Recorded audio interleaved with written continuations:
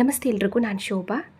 ಇನ್ಸ್ಟೆಂಟಾಗಿ ರೆಡಿಯಾಗುವಂತಹ ಈ ಸ್ಪಾಂಜಿ ರವಾ ಸೆಟ್ ದೋಸೆ ಮಾಡ್ಕೊಳ್ಳೋದಕ್ಕೆ 1 ಕಪ್ ರವೆ, ಸ್ವಲ್ಪ ಗೋಧಿ ಹಿಟ್ಟಿದ್ರೆ ಸಾಕು. ಆವಾಗ ರುಬ್ಬಿ ಆವಾಗ ರೆಡಿಯಾಗುವಂತಹ ಒಂದು ಸೂಪರ್ ಸಾಫ್ಟ್ ಬ್ರೇಕ್ಫಾಸ್ಟ್ ಇದು. ಮತ್ತು ಇದಕ್ಕೆ ಏನೂ ಆಗ್ಬೋದು, ಸೋಡಾ ಆಗ್ಬೋದು, ಬಳಸೋ ಅವಶ್ಯಕತೆ ಇಲ್ಲ. ಕಡಿಮೆ ಸಮಯದಲ್ಲಿ ಮಾಡ್ಕೋಬೋದು, ಟ್ರೈ ಮಾಡಿ. ಇವಾಗ ಇದನ್ನು ಮಾಡ್ಕೊಳ್ಳೋದಕ್ಕೆ ಒಂದು ಮಿಕ್ಸಿ ಜಾರ್ಗೆ ರವೆ ಹಾಕ್ತಾಯಿದ್ದೀನಿ. ರವೆ ಬಂದು ದಪ್ಪ ರವೆ, ಅಂದರೆ ನಾರ್ಮಲಾಗಿ ನಾವು ಉಪ್ಪಿಟ್ಟು ಮಾಡ್ತೀವಿ ನೋಡಿ, ಅದೇ ರವೆ. 1 ಕಪ್ ಅಳತೆಯಿಂದ 1.5 ಕಪ್ ಆಗೋಷ್ಟು ನಾನು ರವೆ ಹಾಕ್ತಾಯಿದ್ದೀನಿ ಒಂದು ಮಿಕ್ಸಿ ಜಾರ್ಗೆ. ಇವಾಗ ಇದನ್ನು ನಾವು ಸ್ವಲ್ಪ ಗ್ರೈಂಡ್ ಮಾಡ್ಕೊಳ್ಳೋಣ.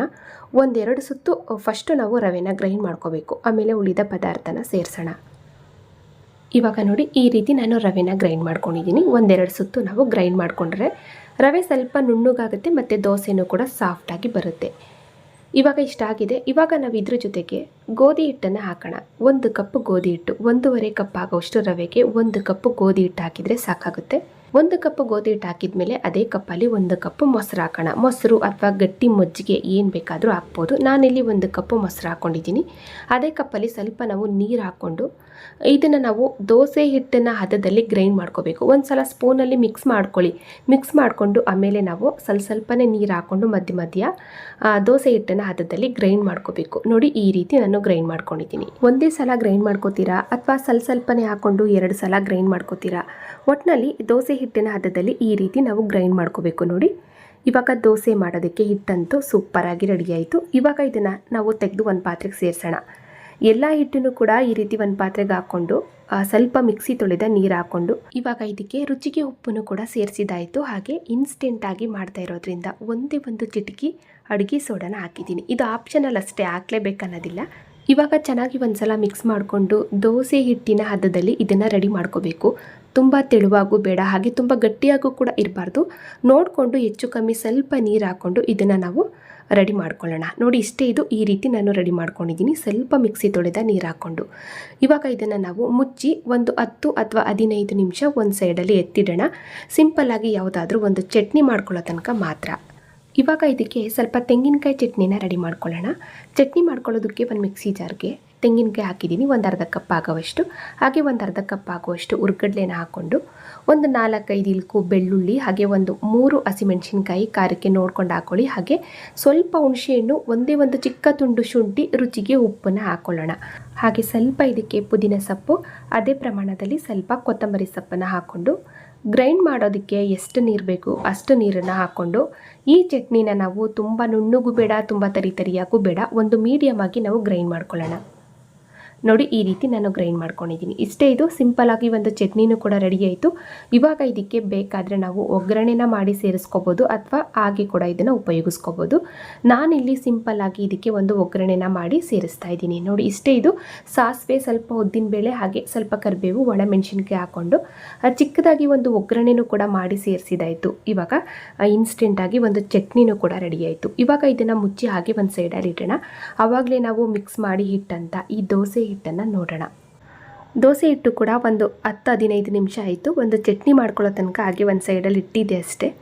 ನೋಡಿ, ಕರೆಕ್ಟಾಗಿ ಆಗಿದೆ. ಏನಾದರೂ ಗಟ್ಟಿ ಆಯಿತು ಅಂದರೆ ಸ್ವಲ್ಪ ನೀರು ಹಾಕ್ಕೊಂಡು ಮಿಕ್ಸ್ ಮಾಡ್ಕೊಳ್ಳೋಣ. ಕರೆಕ್ಟಾಗಿದೆ ನೋಡಿ. ಮತ್ತೆ ನಾನು ನೀರೆಲ್ಲ ಏನೂ ಹಾಕ್ತಾಯಿಲ್ಲ, ಇಷ್ಟಿದ್ರೆ ಸಾಕು. ಇವಾಗ ಹೆಂಚನ್ನು ಕಾಯೋದಕ್ಕೆ ಇಟ್ಕೊಂಡು ದೋಸೆನ ರೆಡಿ ಮಾಡ್ಕೊಳ್ಳೋಣ. ಇವಾಗ ಹೆಂಚನ್ನು ಕೂಡ ನಾನು ಕಾಯೋದಕ್ಕೆ ಇಟ್ಟಿದ್ದೆ. ಹೆಂಚು ಕೂಡ ಹದವಾಗಿ ಕಾಯ್ತಾ ಇತ್ತು. ಉರಿನ ಕಡಿಮೆ ಮಾಡಿಕೊಂಡು ದೋಸೆನ ನಮಗೆ ಎಷ್ಟು ಅಗಲವಾಗಬೇಕು ಅಥವಾ ದಪ್ಪನಾಗಬೇಕಾ ನೋಡಿಕೊಂಡು ದೋಸೆನ ಸೇರಿಸೋಣ. ನಾನಿಲ್ಲಿ ಸ್ವಲ್ಪ ಸೆಟ್ ದೋಸೆ ಥರ ಮಾಡ್ಕೋತಾ ಇದ್ದೀನಿ. ಈ ಥರ ಸೆಟ್ ದೋಸೆ ಥರನಾದರೂ ಮಾಡ್ಕೋಬೋದು ಅಥವಾ ಹಗಲುವಾಗಿ ಸ್ವಲ್ಪ ಮಸಾಲೆ ದೋಸೆ ಥರನಾದರೂ ಮಾಡ್ಕೋಬೋದು. ಅದನ್ನು ಕೂಡ ಮಾಡಿ ತೋರಿಸ್ತೀನಿ. ಮೊದಲು ನಾವು ಈ ಸೆಟ್ ದೋಸೆನ ಮಾಡ್ಕೊಳ್ಳೋಣ. ಇವಾಗ ನೋಡಿ, ಈ ರೀತಿ ಸ್ವಲ್ಪ ಎಣ್ಣೆ, ತುಪ್ಪ ಅಥವಾ ಏನಾದರೂ ಹಾಕ್ಕೊಂಡು ಹದವಾಗಿ ನಾವು ಬೇಯಿಸ್ಕೋಬೇಕು. ಸ್ವಲ್ಪ ಮೀಡಿಯಮ್ ಫ್ಲೇಮಲ್ಲಿ ಉರಿ ಇಟ್ಕೊಂಡು ಸ್ವಲ್ಪ ಉಲ್ಟಾ ಮಾಡ್ಕೊಂಡು ಬೇಯಿಸ್ಕೊಳ್ಳೋಣ. ನೋಡಿ, ದೋಸೆಯ ಹಿಂಭಾಗನೂ ಕೂಡ ಒಂದೊಳ್ಳೆ ಕಲರ್ ಬಂದಿದೆ. ಇದನ್ನು 2 ಕಡೆಯೂ ಕೂಡ ನಾವು ಸ್ವಲ್ಪ ಉಲ್ಟಾ ಮಾಡ್ಕೊಂಡು ಬೇಯಿಸ್ಕೋಬೇಕು. ನೋಡಿ, ಇಷ್ಟೇ ಇದು. ದೋಸೆ ಗೂಡಾಗಿ ಸ್ಪಾಂಜಿಯಾಗಿ ಸೆಟ್ ದೋಸೆ ರೆಡಿ ಆಯಿತು.